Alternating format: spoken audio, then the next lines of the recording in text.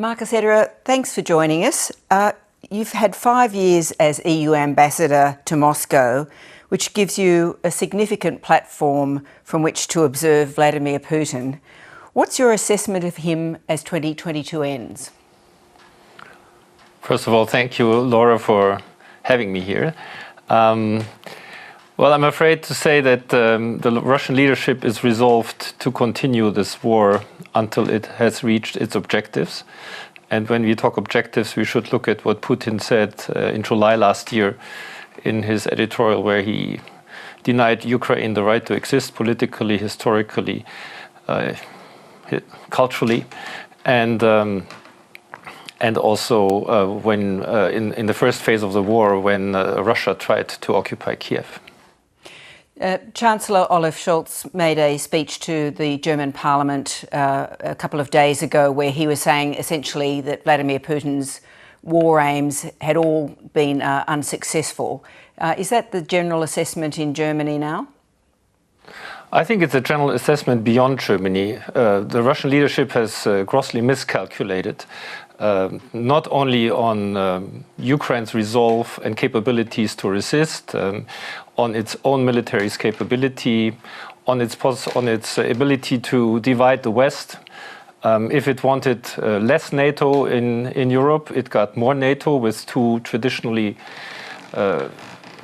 neutral countries joining NATO, and if it wanted less Europe, then let me just say that we are enhancing the process to take in the Western Balkan states, and we have for Ukraine and Moldova the possibility to join the European Union in the future.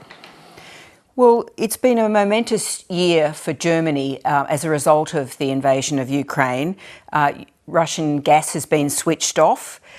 You've been challenged in your long-standing defence posture, and you've had to accept 1 million refugees so far. Could you reflect on the transition Germany's had to make in that last 12 months? Yes, as you know, we call it an epochal tectonic shift, or in German Zeitenwende. And it has led to us reorienting our policies in a very short time. I mean, the war is on now for almost 10 months, but even in the first half year, we have tried to make ourselves energy independent to the point possible from Russia. Our storages are filled better than last year. We have committed to 100 billion euros more of defense spending. We are in the group of the major providers of weapons to Ukraine, and you should know that previously we never delivered weapons in a war zone. We have adopted a number of financial packages to support the German population, our enterprises in the energy crisis. So it is a real shift, and we are also working on a new security strategy, which would hopefully enhance our resilience also in the future, taking on board the lessons from the past. All these pressures provide some context for your appointment here. You're a very high-profile person to be appointed to Australia. What does that reflect? You've obviously got a focus on creating new energy sources, and you have an interest in rare earths in an economic sense. What's the German view of how it wants to see the relationship with Australia develop?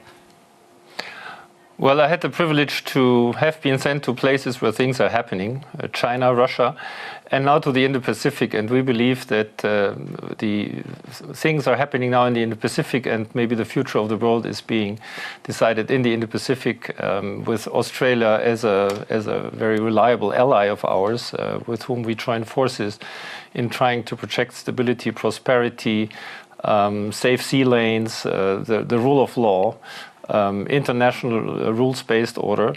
And this is my job here. Plus, we mentioned energy, coming to a prime partnership with Australia on renewables, such as green hydrogen, but also critical minerals and rare earths, which are decisive for doing the energy transition.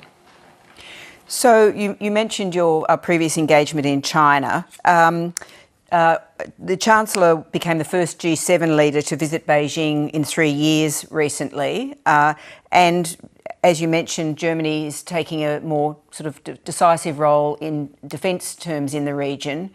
How does Germany see the rise of China and where it's going? Well, the rise of China has been impressive. As you know, in the European Union, we see China as a partner, a competitor, and a strategic rival. And I see that Australia's line is similar by saying, we will cooperate where possible, and we are determined to disagree where necessary.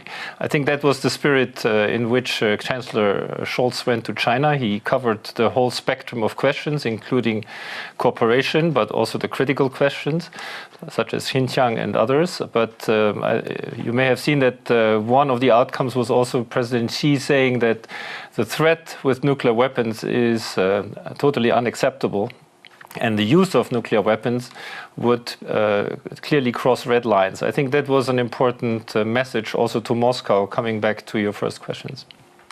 Ambassador, thanks so much for your time tonight. Thank you very much, Laura. Pleasure.